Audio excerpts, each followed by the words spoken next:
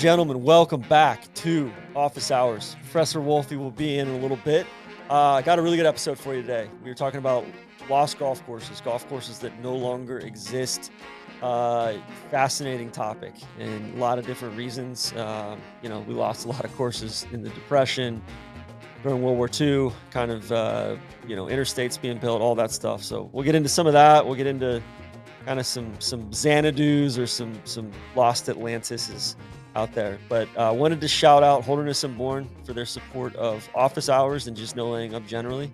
Wearing the Wallace hoodie right now. It's finally fall here in Jacksonville. It's mid 50s today. This is the perfect piece. I wear this pretty much exclusively when I travel, and it's especially this time of year. So hit up H&B, hbgolf.com. They've got pretty much everything you need on the golf course, and then stuff to make you look great off the golf course as well. You'll see Wolfie and I wearing a couple other pieces during this episode as well. So thank them for their support. Let's bring in the professor.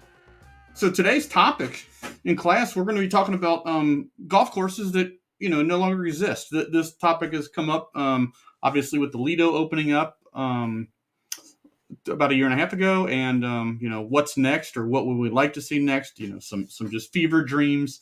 Paging through some of these books that I got behind me, you run into things that it's amazing how much the what was considered a great book or a great golf course 75 years ago nobody's even heard of today, or vice versa. So yeah, I thought we'd talk about that. But anyway, as it relates to Holderness Bourne, they got a nice webpage.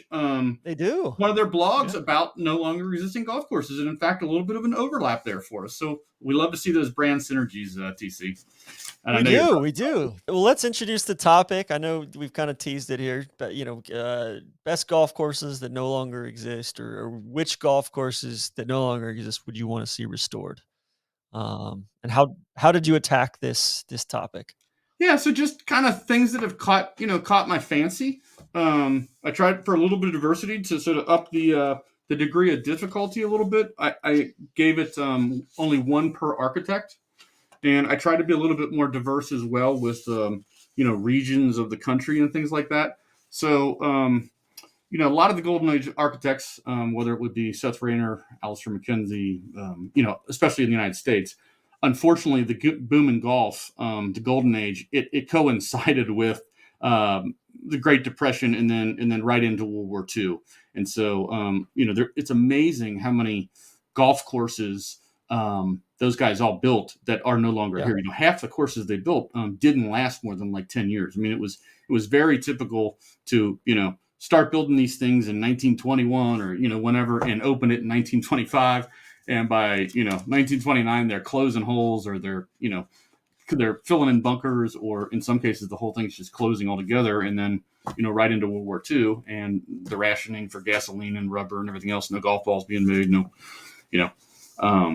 and yeah, they just didn't survive. It was, for the most part, at least, from some of the books I've written and some of the research I did for those, there wasn't a whole lot of rhyme or reason to it. There was a big backlash coming out of the Roaring '20s and just the the ostentatiousness of the spending. It was pretty common for a group of 10 guys to get together and start a golf course, or even in some cases, individuals just build their own private 18 holes in their backyard. And that was the kind of wealth that existed. The ones that made it versus the ones that didn't, it seems like had a lot to just do with a couple guys saying, no, not on my watch. I love this place, and I'm not going to let it happen. While I'm or blind luck too, right? Or just blind luck. Yeah. And we're just doing United States.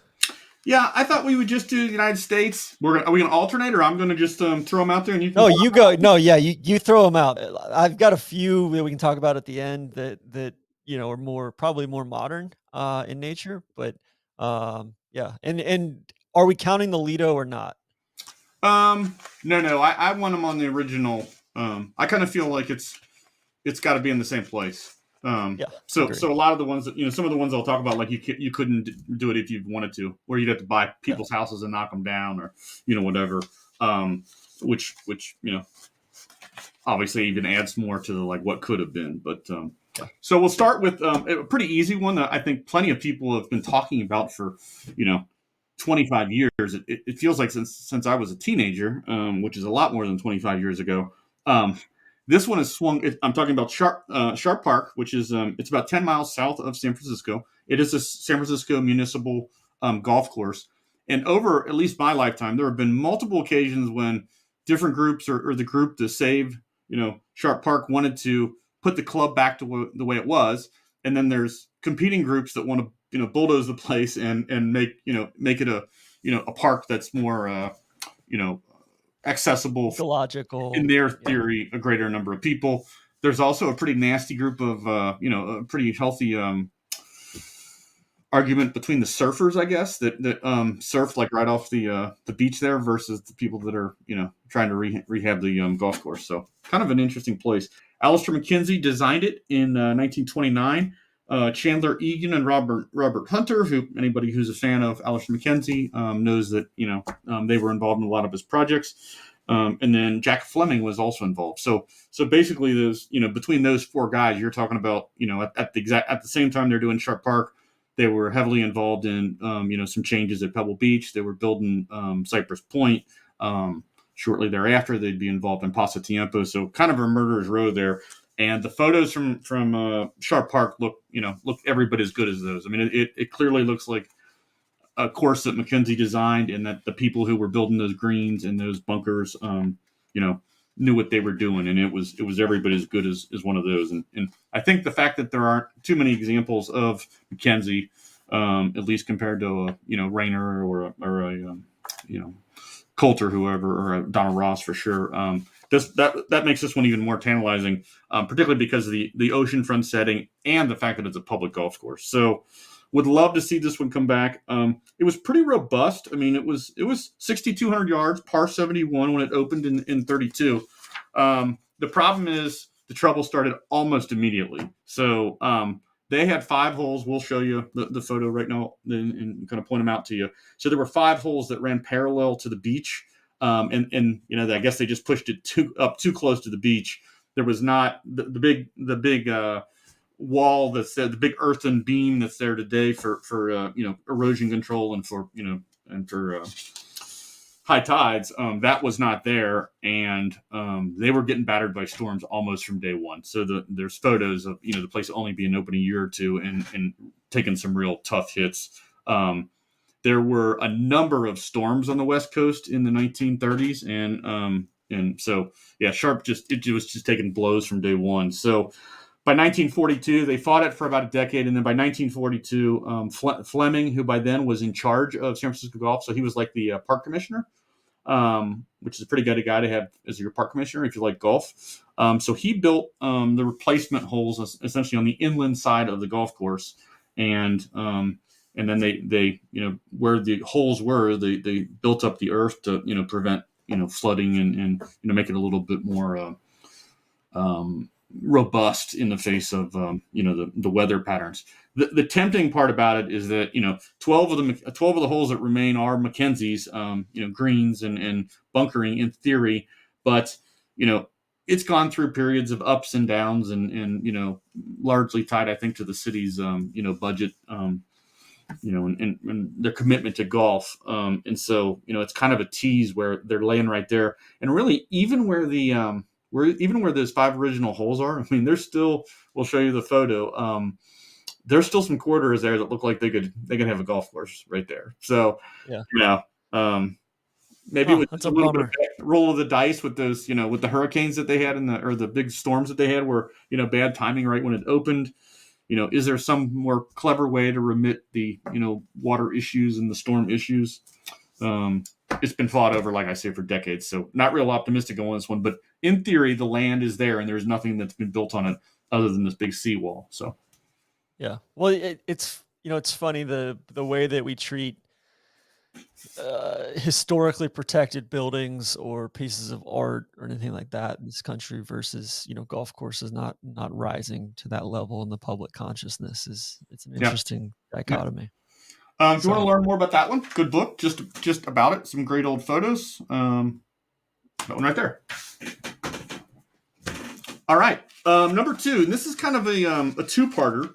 So Gibson Island, which is about 20 miles south of where KBB rests his head. It's a technically I guess it's a small island, but it's only separated from the mainland by like a 50-yard long bridge. You know, it's about 950 acres in total. In 1921, a guy named Stuart Symington bought the island for $165,000. And then he kind of followed, a real typical playbook that was done at, Mountain Lake and Fisher's Island and Yeaman's Hall, which is he hired the Olmsted brothers to lay out the neighborhood and where to put the houses and clubhouse and that type of stuff. And then he hired C.B. McDonald and Seth Rayner to build his golf course, Rouse Golf Course. He wanted 2 golf courses, 36 holes, which a lot of the Olmsted projects that Rayner and McDonald were involved in, they had 2 courses, at least on paper. Yeaman's, there's a routing map that hangs in their clubhouse that has 36 holes. Fisher's Island has one with, that was designed for 36 holes, which is kind of mouthwatering when you think like, that's man, crazy. That's crazy. The whole island would just be a golf course and no houses. But the theory, so from what I've been able to, kind of figure out from seeing some of the correspondence and things in some of these projects, and particularly how they were advertised. So golf was growing, obviously, really rapid at the time. There was a group of guys that were like kind of the, the true believers or the early disciples of the game, at least for American golf. And, they were very much playing it in a style that they felt was as closest to what, either they had learned in Scotland when they went over there when they were, kids, or what somebody like Reed, Mr. Reed or C.B. McDonald had kind of taught his friends, which is you play fast. This is a game that's played hours, and it's briskly played, and you hit it and you find it and you hit it again, and you keep moving. And so the 36 holes, the theory was they were going to build the championship course first to kind of attract these, these wealthy folks to buy a house there and move their families to these golf courses where they could play a championship course right in their backyard. And then as the lots were sold and the community kind of builds and the traffic builds up on the big course, then they were going to have a second course that was going to be a little bit shorter and definitely not as difficult. It would still have some template holes. You can tell on the routing maps that there were still going to be, a short and a redan and, things like that. But they were going to be specifically designed more for beginners and for women and children, so that, they'd put those folks over there so that the main course could still be played, at a pace of where you get around in 2 hours or 2.5 hours like those guys were used to. The other notable thing about Gibson that for me makes it, I would have liked to have seen it and I'd like to see it again someday. Not going to happen, but is it was one of the few courses McDonald was involved in later in his career and his life. He really wasn't his approach to golf course architecture was really he wanted to build one great course, which obviously was the National Golf Links of America, and then because of his ego probably and because people were asking him, almost immediately. His friends, who most of them were members at National, they also wanted him to build another National for them at, in their hometown or closer to town. So, that's where, St. Louis Country Club and Piping Rock and those places. So McDonald did some of that, but pretty quickly realized like, hey, I'm not going to, be traveling all over the country trying to build a couple courses a year, but I've got my engineer friend named Seth Rayner who's going to take care of it. So in his own book, Scotland's Gift, McDonald basically says, after 1917, I really only worked on 6 courses: Mid-Ocean, Yale, the Links Club, Deepdale, the Creek, and Gibson Island. So he was, he was involved in that project, or at least, he in his book, he felt like he devoted a lot more energy to that one than a typical Seth Rayner golf course. 9 holes opened for play in 1923, and the second 9 opened in 1924. The other 18 holes were never built. They really didn't even get started on those. And really, it only lasted about 3 years. So the back 9 was routed, and we'll show you the map, along this peninsula out on a point. And again, it's pretty exposed. I guess they're kind of in a tidal basin there. It's not really the ocean. It's where the Chesapeake goes out into. So it's they don't have quite as big of a surf and things like that to worry about erosion. But they abandoned them right away. The official explanation at the time was that they were having problems like keeping sand in the bunkers because it was so far out on the peninsula that it was always windy out there. I think the reality probably was the houses weren't selling by then, Okay. and they just had to cut bait. They kept 9 holes open probably just to try to keep up appearances that things were going okay. They weren't. The place basically went bankrupt, and the original guy died. His brother took it over and tried to sell the lots.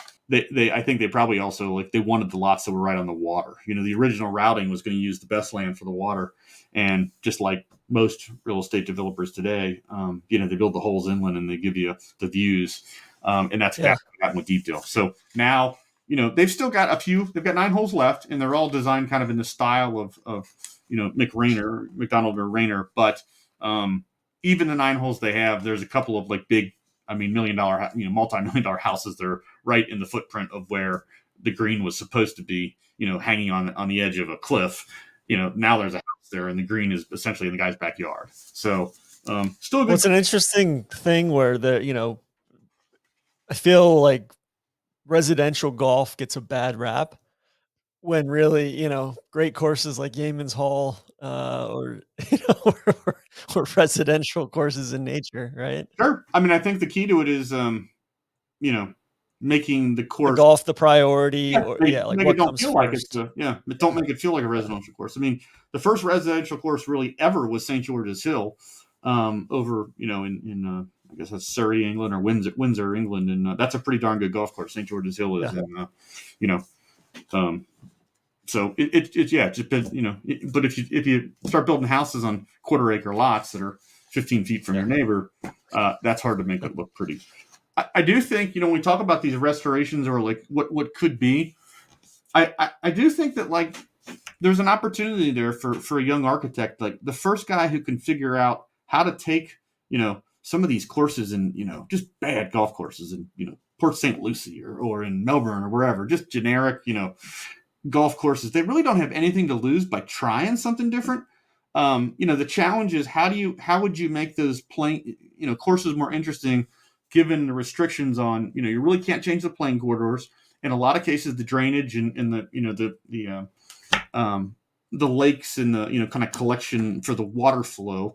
And then obviously you've got safety issues because of houses, bordering the course, and there's liability issues there. So, it's not easy. I'm sure, if it was, some people would have already tried it, but if somebody could figure out some new kind of template holes that would work in that type of situation, there's certainly a lot of bad golf courses that could use, if you could just get some of those things from like a 2 to a 4, or a 3 to a 5, huge. That would be a huge win, and I think you would have the rest of your life, you'd have people calling you, asking you to do that for their course.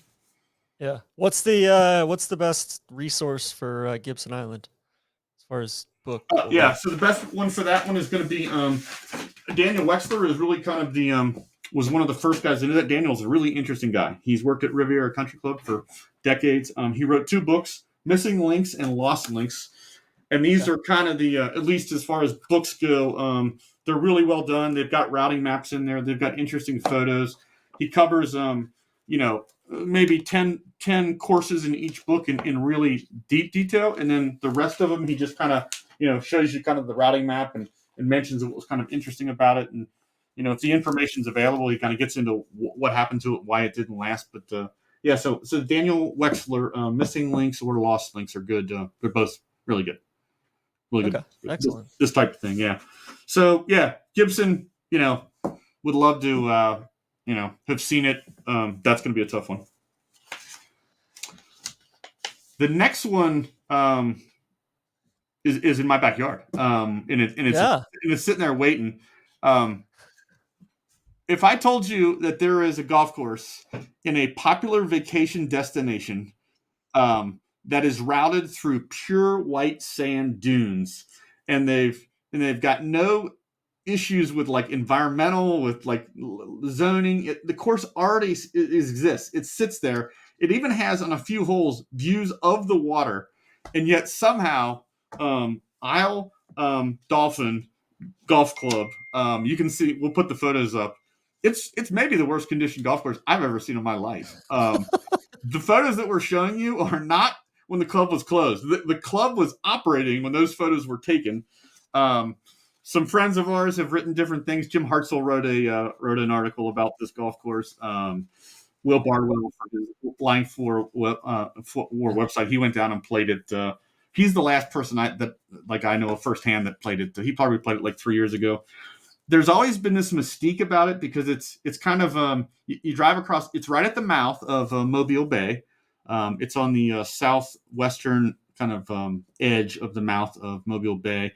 It's not technically an island. It's kind of it's just basically a sandbar that like sits off of the mouth of the bay. And all the vacationers, all like if you've heard of like Gulf Shore, like all the spring break stuff, that's on the other side of the bay. So that's on the eastern side of Mobile. That's like as you're driving from Mobile to like Fort Walton or whatever.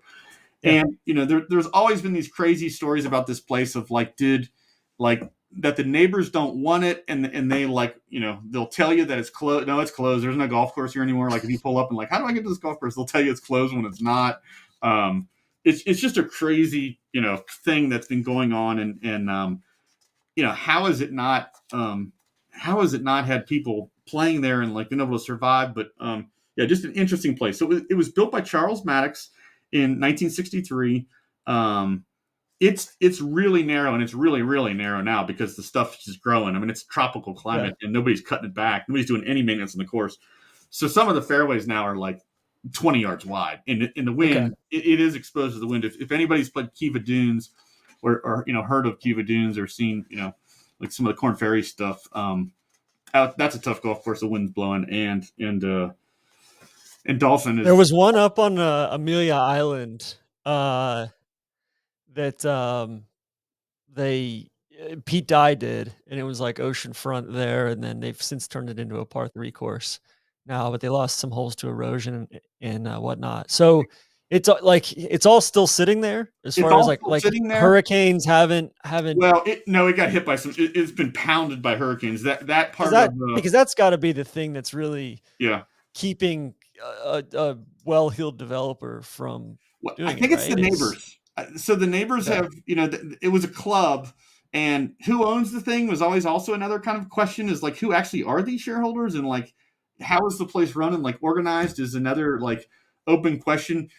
There doesn't seem to be anybody there that's ever made like any real effort to like make this place, not only nice, but almost like they're trying to discourage you for some reason. It's got a fantastic clubhouse. I mean, the clubhouse. I was going to say the clubhouse looks like almost like an Art Deco, Royal Burkdale kind of thing. It's very appropriate to the place. Beautiful views of the course, and again, you'd think like there'd be some restaurant in there that would like be serving, the stuff. It's it's a little bit out of the way if you're a vacationer, but like the golf course options in the Panhandle of Florida or along 30A in Alabama and Florida, they stink.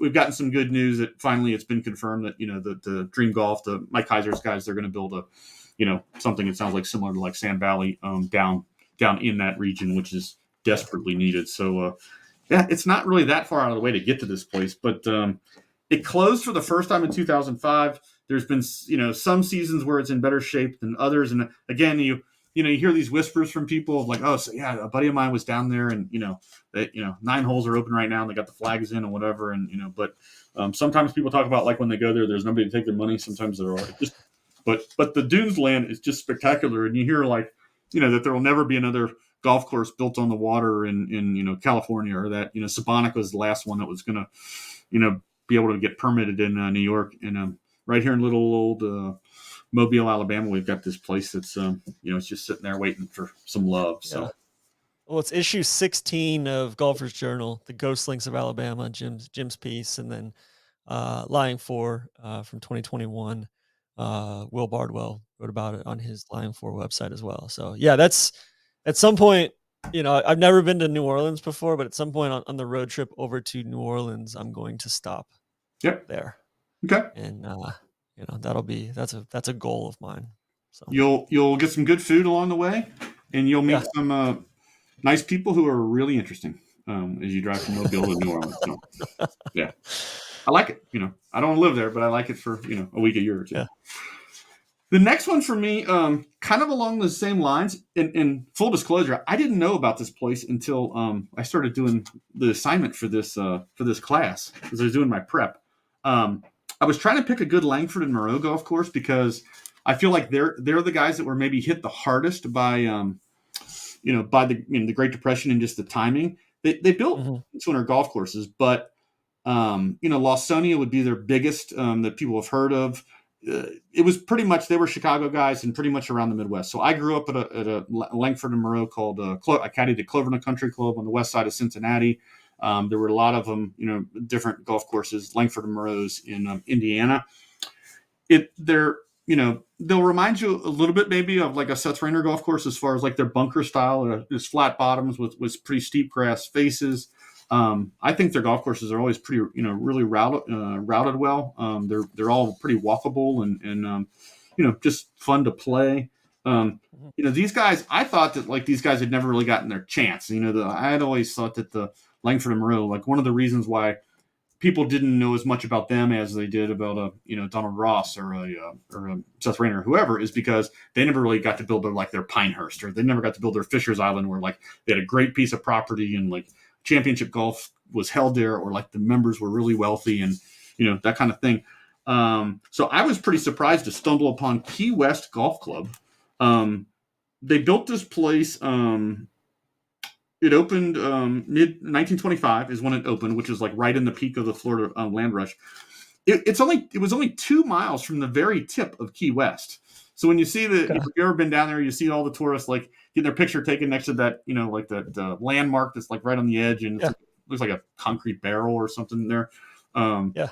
or a buoy. It's only 2 miles from there, up the thing. They had to build it up. So, while the same guy that was putting in, paying to connect all the islands with the roadway, it was at that same time that the locals, they felt like for tourism they needed stuff to do, and so huge engineering project to get the thing built up to you know above water level. They called it Stock Island, so it was on the north side of Stock Island, which is again it's one of the last ones in that little chain that goes up there. Opened in 1925, which is when the land rush was. Again, pretty robust course, 6,300 yards, par 71. A major hurricane hit there in 1926, so it was only open for a year. Um, Not many photos. We're showing you the only photos that we have. We can see the routing. Apparently, their signature hole was the 10th, 340 yards long, par four, pretty sharp dog leg. So just 3 wood or whatever out to the middle of the fairway, and then just it's just a driving Mhm. and wedge. But the green was out on an island. It was not connected, and I don't know how you got out there because it doesn't look like there was any bridge in the photos. So I don't know if it was a boat or It's like the original Coeur d'Alene, right? if the water wasn't that deep and you just rolled up your pant legs or what. But yeah, the 340-yard par four 10th hole Okay. was what they were known for. This one was a disaster from day one. These poor folks, major hurricane. I mean, like less than a year after it opened. A big one. And number one, it wrecked the golf course, but it also like scared all the Northerners away. So that's really what popped the bubble. All the way, Miami, Fort Lauderdale, all that was in 26. By 1927, apparently they were only maintaining 9 holes. I couldn't find a picture of that, so I don't know if it was like the front nine or the back nine or just the ones farthest away from the clubhouse. They had 9 holes for a while, and then a huge hurricane in 1935 that like just wiped it Okay. out. I mean, it didn't Huh. last long. My hitters, Langford and Moreau, those poor guys, um, it looked pretty cool. I would have loved to have seen what they could have done with it, but yeah, that one was not long for the world. So The I feel like Florida is just this massive what if, right? There's so many of those. I mean, even inland, like Polk County, like I know, you know, all the great golf course architects spent time there, and there's places like in Lake Wales or other places that, they'll yep, say, "Hey, this is a Donald Ross." No, actually, this is a Seth Rayner, or yep, this is, yep, Tilly was here, that sort of thing. So, something else that I love doing, I love going on Google Earth, and some of them aren't even courses that don't exist anymore, but they're courses that exist only in like almost a backyard form, or a Yeah. guy going out with a mower, whether Yeah. it's in the Bahamas. Like there's Yeah. so many of those in the Bahamas where I'm like, man, there's so much great land here, but Yeah. in the 50s and 60s, Pan Am's going nuts, and they're Yeah. building runways, and they're building little resorts here or there, Sugar Bay or Great Harbor, places like that. And then something else gets built, or they change the route or something like that. So Virtually every great golf course, what we consider a great golf course today, virtually every single one of them, at one point or another in their existence, if you're going to make it 100 years, at some point they had the same thing going on at their place. I mean, they had their own members were out with their mowers, just keeping it alive, or just they're taking up collections to make payroll at the end of the month. I mean, yeah, all of them got into that situation at one point or another, through, like I say, whether it's war or it's, changing patterns in, population and where people are living, or it's, the Great Depression, or it's rationing where they couldn't get, the supplies they need. It's hard to believe that during World War II, Clifford Roberts and Bobby Jones are raising, cattle and turkeys, to try to generate a little bit of income to literally, yeah, keep the creditors, from seizing the place. And, whether it's Shinnecock or it's, Chicago Golf Club or wherever, all of them, and that's, in some ways, I think that's what makes them great, and what probably makes them appreciated is, it wasn't all, it wasn't an easy ride for 100 years. 100 years is a long time, to outlast everything. amen. Yeah. Yeah. Hey, speaking of which, you're talking about looking on Google Earth, a little bit trap trail adjacent. So our Grand Renaissance Dam hitters, they're selling islands in the middle of the dam, in the middle of the reservoir now. It's filled up enough that it's creating these islands. Really? In the middle of the reservoir. I found one for us, TC, perfect for golf course. It's got a nice shoreline. They want 125,000 USD for it. I think we should hit up Randy for Which reservoir is this? The the Grand Renaissance Dam. the one in Ethiopia. In Ethiopia, Okay. yeah. Yeah. It's full enough now. They got these beautiful islands. It's just they were formerly like the tops of the mountains, and the Yeah. damn thing's so tall that the reservoir is. There's so much water in it that they've got like this whole little chain of islands now. They're giving away the property. 125 grand. TC, come on. Amazing. Yeah.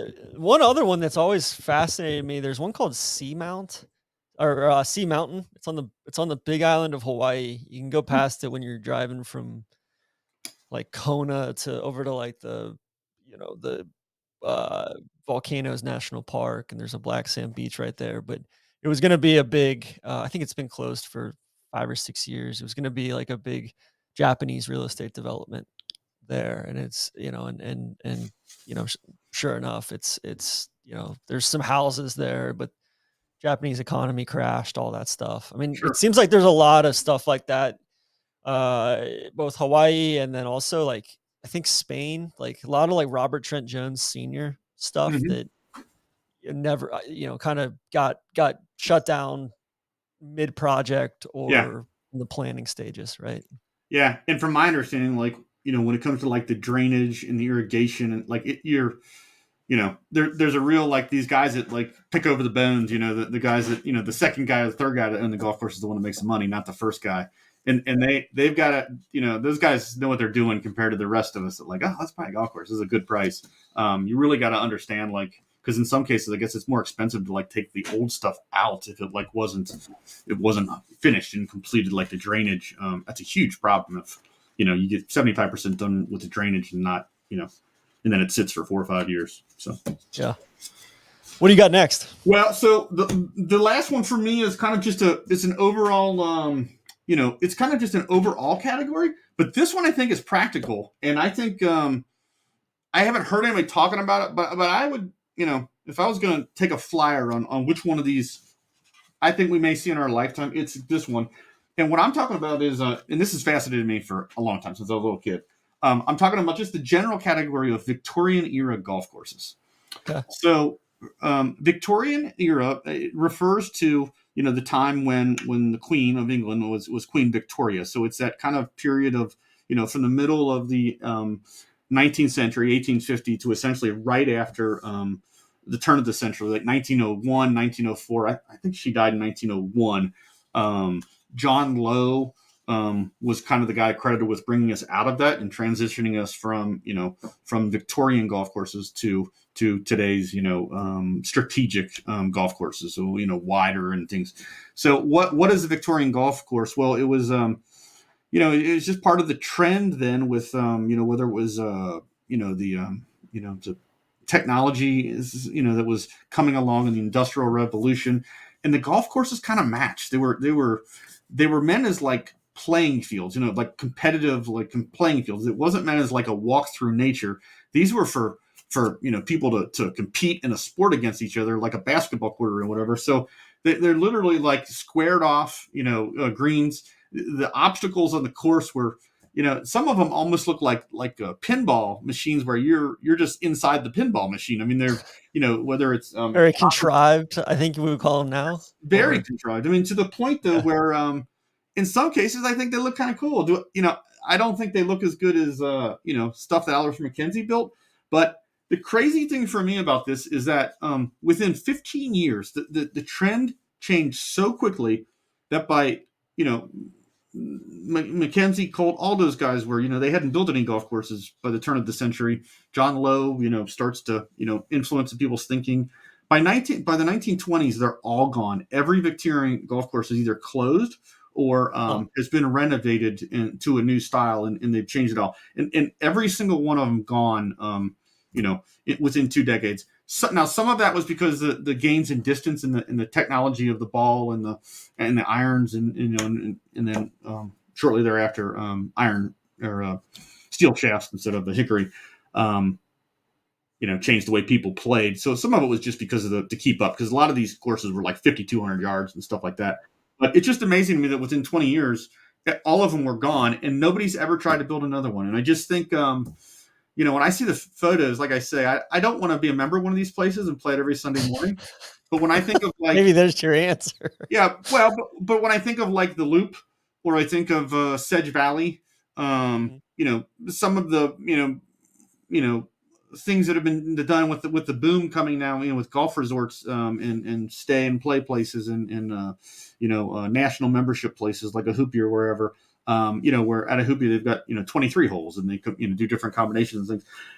I think the time is right for somebody to differentiate themselves by building a Victorian golf course that's 5,000 yards long and maybe a par 62 that you can play as a second course. Again, kind of like you do at a Hoopie or like Sedge Valley, where the idea is like if you don't have to play a 7,000 yard course twice in one day, or you don't have time because it's a winter time.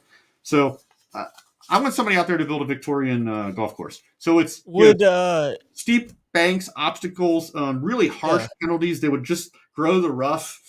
Visually, I think some of them are like, there's something to them. And I've been looking at some of these photos of them for 40 years, and I think it's time for a Victorian era golf course. I know Peter Flory, who was heavily involved in the Toledo. We've talked about him before.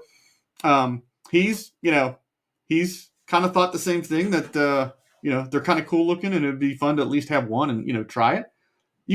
I think you could do a pretty faithful recreation of one and then just play it with make playing it with a restricted flight ball and with a hickory clubs. Like that's just what you do.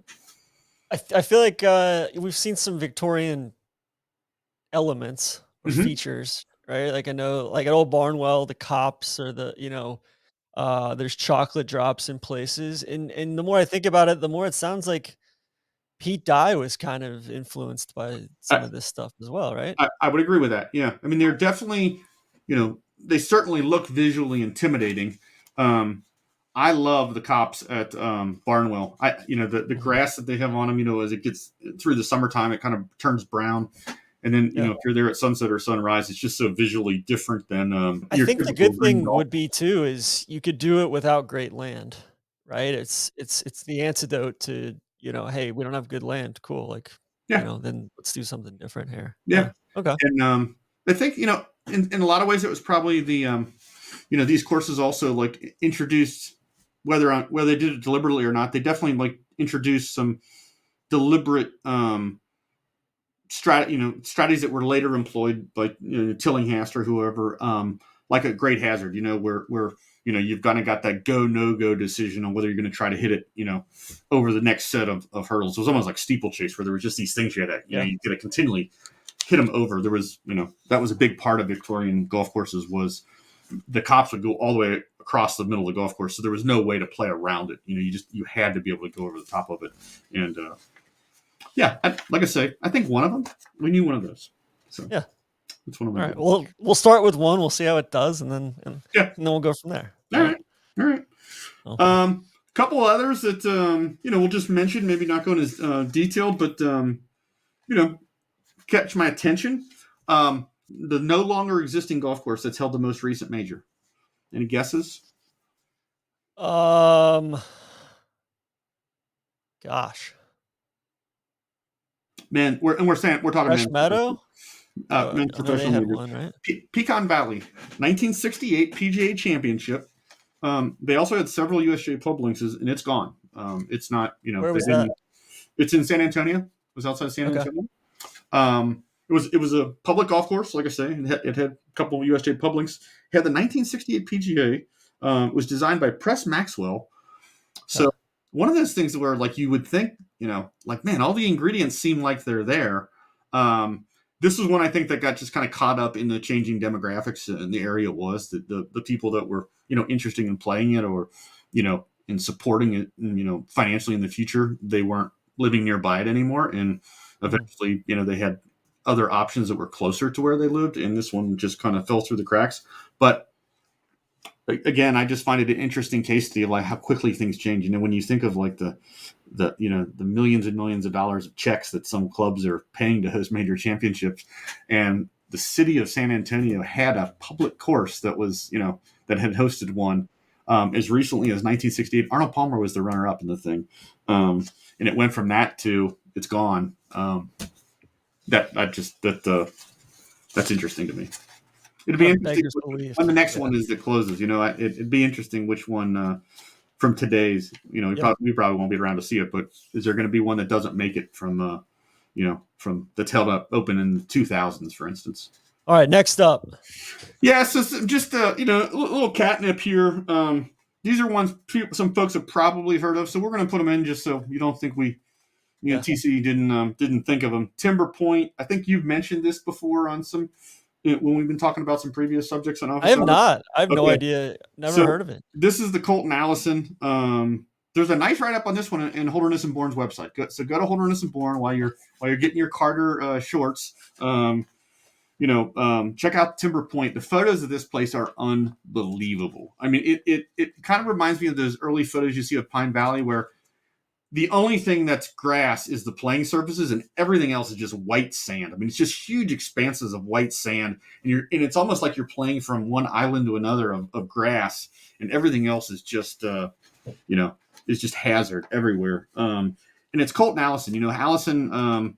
For those that don't know, he joined Colt later on, and with Harry Colt's partnership. Colt didn't build a ton of courses in the United States, and Allison built even less. I mean, Milwaukee Country Club was a good one of his, but Allen's probably, at least with maybe with American golf fans, he's best known for. So Allison was the one who went to Japan, like Mackenzie went to Australia and kind of changed Australian golf forever. That's what Allison did in Japan. He was there for month and a half, and the 5 best golf courses in Japan today are still the 5 that he designed. So not too many chances to play an Allison in the United States, and unfortunately Timber Point. So it exists kind of in name. The routing's different. There would be some pretty substantial. Still the same site. Yeah, some pretty substantial hurdles to getting this one done. But I think more with government agencies and things like that would probably be part of the holdback there. But Timber Point. If you want to see more on that one, you can go to Holderness and Bourne's website. This is probably of the ones that we've talked about today. This is like the highest ranked. So Timber Point was considered, it was up there with the Lido and with National Golf Links of America. This was a big boy golf course for the short time that it existed in the form of, that we're talking about.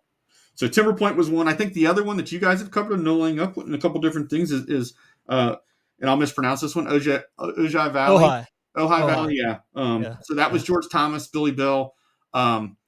dramatic piece of property. In Yeah. theory, it's still there. Again, you guys have kind of covered this one, but I wanted to pick at least one. George Thomas one. He was, he just didn't build a whole lot of golf courses. He wasn't a professional. He was just an amateur doing it. And obviously the big three in Los Angeles are still there: Riviera, Bel Air, and LACC. Yeah. But his other ones, some of them completely gone, some of them in name only. Ojai. Yeah, we went there on Taurus Sauce season 3. Yep. When we were in the RV, and I think I was pretty nascent in my golf course architecture stuff, and I don't think we quite highlighted the fact that it was lost, or how much had been lost, right? Like the back nine is kind of a shell of itself. The front nine still has a lot of the same features, and it's really, really bold, and the routing is spectacular there. But the whole thing's a shell of itself, and we didn't do a good job of telling that story. And I've talked to Tommy Nacarado about that since, and oh yeah, he you don't anger Tommy. So yeah.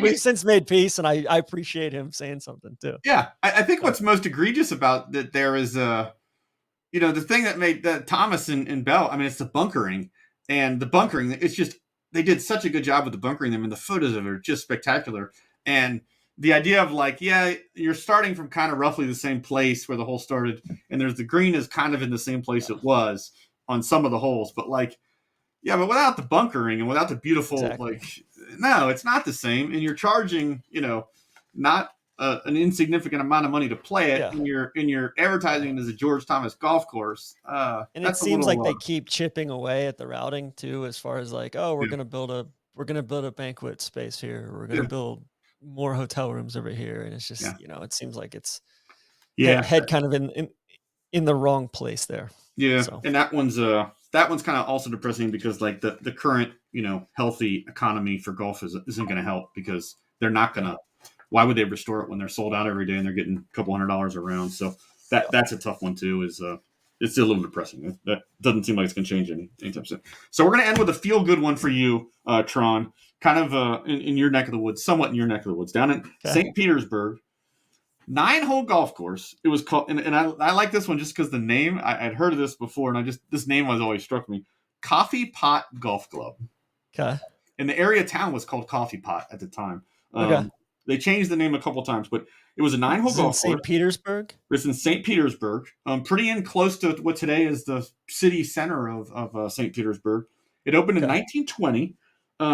It was, what we would probably call it today an executive course. It was, I think, 3s and 4s. We can put the scorecard up, but just a cool little course right there. By 1920 standards, and again, one of these that if they had it today, that thing would be packed all day, every day. A Winter Park 9 or a West Palm Beach par 3 course. It kind of gives me the same vibe looking at the thing, and I wish there was a Coffee Pot Golf Club left. People think that this whole idea of with Sweetens Cove or wherever with 9 holes, and you guys doing a great job of highlighting Winter Park and things like that. There were plenty of 9-hole golf courses back in the day. Unfortunately, they, I think in a lot of cases, Langford and Moreau, in fact, built a lot of 9-hole golf courses. But the problem was and Maxwell did too. The problem is the reason they were 9 holes is because they were in pretty small towns where they didn't feel like they could support 18 holes. And if it was a small town in 1920, chances are it's an even smaller town today. So a lot of those are gone. But there were 9-hole courses back then too, and Coffee Pot Golf Club. Think of what you could do with the branding. Think of what Neil could do with the branding on Coffee Pot Golf Club. Well, there's some good news on the 9-hole front. There's a little 9-hole classic. I believe it's a Flynn course, Great Dunes, up in. Just up the coast from us here in Jacksonville, up on Jekyll Island. Yeah, it's one of the, and they're redoing it right now. So stoked to see kind of what comes of that. Yeah, and I think overall, that's true overall. I guess a rising tide lifts all boats, and it is nice to see that in today's climate, with golf's doing well and filling up some people's pockets, there are some groups out there that are doing great things. I think it's it's kind of mostly on a project by project basis, and depending on the community that you're in. And there's various methods of which they're, whether it's a public-private partnership, or somebody doing it with the idea of just, it's a way to get into golf, or it's a way to preserve, the property values in the neighborhood around it or whatever. But there are a lot of pretty cool projects going on, and that is nice to see with this stuff. So, well, Wolfie, I've got a few more recent ones that no please, longer exist. yeah, One near and dear to our friend Ian Gillies' heart is Sugarloaf Mountain, the Core Crenshaw in north of Orlando. There, and some of the highest ground in all of Florida, kind of yeah, those central Florida, sand ridges there. yeah, That one of Core Crenshaw course, kind of a failed would be housing development, and, yep. We since closed. Yeah. we had the same in down here. Gil Hansen's, I think it was Gil Hansen's Yeah, first solo Capstone Club. That was the Capstone next Club, one on my list. It was an interesting play. So, it was when Mercedes-Benz was coming to town, and there was a lot of excitement in Alabama about the jobs that they were going to bring and stuff. Mhm. And it's about halfway between Birmingham and Tuscaloosa. And at that point, this was pre, Nick Saban, and the university essentially doubled in size. It's incredible. The stat they always tell you, don't quote me on these numbers, but like the day Nick Saban moved into town, there were 17,000 undergrads or something like that at University of Alabama. 15,000 were in state, and 2,000 were from out of state. And today there's 30,000 undergrads at the University of Alabama. 15,000 from in state and 15,000 from out of state. Like, because the population hadn't grown that much. Like the number of 19-year-old kids going to college from Alabama and changed. It's just all the kids from Michigan and Ohio, and So it was a housing development. The idea was it was to be new houses and all these people coming into town to work for Mercedes. They needed places to live, and the housing stock in Tuscaloosa didn't really have neighborhoods with the houses that were upper middle class. They were already taken, and nobody was interested in selling. So they're going to build this thing kind of out on the outskirts, and the University of Alabama was going to play golf. They were going to play their matches. It was going to be kind of a collaborative between private money for the real estate development plus the city and county, I guess, of Tuscaloosa plus the university. And the big mistake I always felt they made with it was like the first time I was one of the very first people to play it. I was all excited about it. And like maybe that was their big mistake. Well, they had put in way too much infrastructure. Like it had that feeling like when you got off the highway, like there was like, it felt anyway, like there was miles of like streets that had already put in the street signs, and like all the for sale signs, like hundreds and hundreds of lots already marked out. And there were like two houses next to the clubhouse, and the clubhouse was just in a trailer. And at that point, because they were going to go through they were going to put that money up for the clubhouse until they, got some deposits on the land, and it never came. I mean, the whole time it was open, there were only, I think, maybe 7 or 8 houses ever got built there. And, just, you'd see all those sewers, and you'd see all the, these cul-de-sacs that were split off of the main drag, and there was not a single house on them, but all the street lights and everything around there. And it just, it kind of had the stench of this ain't working like from day one. Yeah. So, and obviously Gil Hansen wasn't the big name that he is now. So that was our one crack at him. How was the course? Course was pretty good. It was pretty dramatic. I mean, it seemed like a guy who was trying to, who was excited about building his first course and was going to, take some chances and try to, build something special. It was, I enjoyed it. I think some other people probably that, hadn't played anything like that. All the other courses in town were pretty straightforward, and this was, had some blind drives and had some interesting greens, maybe a little bit too much for him. But didn't last long, that's for sure. And it's still Gil's there. Got another one. The quarters are all grass. Right there. Okay. Yeah. Tall Grass Golf Club up on Long Island, I believe, closed as well. Similar thing. He'll, one of Gil's first and that sort of thing. But yeah, I mean, DJ on our team, he used to play Sugarloaf all the time. Like they had Golf Now deals and all of that. Everybody raves about it. So, well, Wolfie, I got 3 more for you. Quick hitters. There was one called Overhills that up near Fort Bragg that Cody's told me about. I guess he's been on that land. It was a Donald Ross. I believe it was like a Rockefeller estate. They called it their southern Arcadia.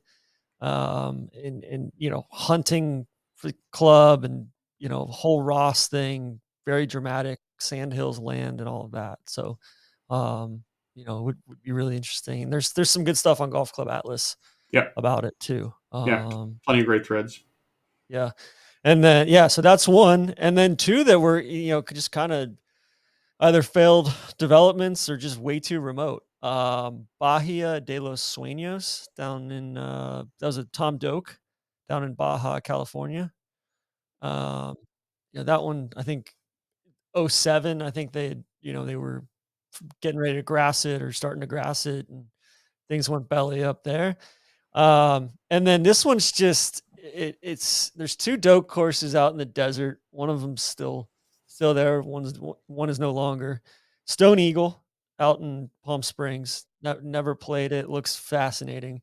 And then there's one called Apache Stronghold out in Arizona, and it closed a few years ago. Yeah. Very, very remote, right? Yes. Yes. I have a routing for that on the shelf in some of Tom's original notes on Apache Stronghold. Did That's you play it? It looked like no. I just have the book because I wanted to know Yeah. more about it, and he was like, "You can have this if you want it." Like it's yeah, interesting. It was You know, his you have first to I think. think it was his first desert design, and Yeah, it looks awesome.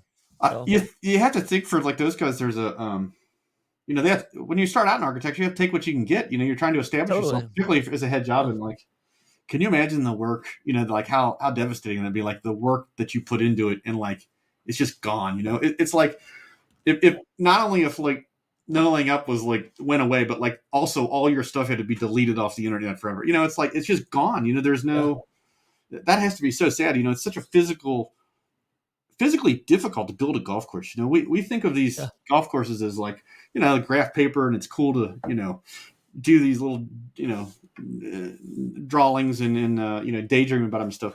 But the physical act of building them really is backbreaking work. I mean, it's Totally. it's just heavy construction, and particularly back in the 1920s, and like that would suck. Like to put that much Yeah. effort into it, and in a lot of cases, 3-4 years later, it's already gone. And that's gotta be why, looking at Doak again, like, that's gotta be Yeah, why High Point's such a triumph for him to be able to go back to his first golf course that closed and, you know, breathe new life into it, right? yeah. I'm in favor of it. Yeah, I don't as long as people don't get too carried away on the descriptions of them. And I think if people want to build, other things like the Lido and recreate them in other places, I'm all for that. If it's a clever idea and it's got to be well executed. I think is the key point. We know there's plenty of tribute courses. There's one up in Boyne Highlands that Randy and I played a lot. There's plenty of those type things where obviously on Taurus Haas with the one that no, strapped. Neil Strapped that Neil spent his last day as a free man Yeah, at the so they got to be well executed. But I'm okay with it. With it seems like with the advances in technology and GPSing and mapping the greens and stuff. It's not the same. If a golf course was originally on the ocean and now it's in Wisconsin, it's not going to smell the same. yeah, It's not going to have the sea, the sea smell of the sea in the air, and then you're not going to hear you're not going to hear the seagulls in the distance and stuff like that. But yeah, yeah, I think we're fortunate that we play a sport or a game that where the fundamentals really haven't changed. If people enjoyed the golf course in 1920 and then they thought it was well regarded and had to go away for other reasons, chances are if you replicated it today, people would feel the same way about it. I don't think there's too many that yeah, what made a good golf course good then is still the same, at least for me. Walkability and find your ball and hit it, and enjoyment totally and agree. testing all your different shots. So Yeah, that's why I love, some of the Brian Silva stuff up in the Northeast that, kinda building some of the golden age stuff at modern scale, or Black Creek, even down by Chattanooga, Doug Stein's place, like some cool stuff there. So, yeah.